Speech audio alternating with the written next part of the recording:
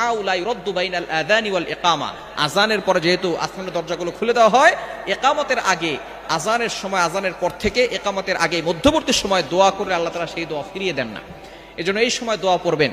একটা দোয়া আছে, নবীজি সাল্লাল্লাহু আলাইহি ওয়াসাল্লাম জানিয়ে দিয়েছেন, দোয়াটি হচ্ছে বুখারী শরীফের হাদিস, অন্যান্য হাদিসের কিতাবের ভিতরে এসেছে, আল্লাহুম্মা রাব্বা হাযিহিদ দাওয়াতি তাম্মা ওয়াস সালাতিল কাইমা আতি মুহাম্মাদানিল ওয়াসিলাতা ওয়াল ফাদিলা ওয়াদ দারাজাতার রাফিআ ওয়া বা'আসহু মাকামান মাহমুদান আল্লাযী ওয়া'আদতা ইন্নাকা লা তুখলিফুল মিআদ।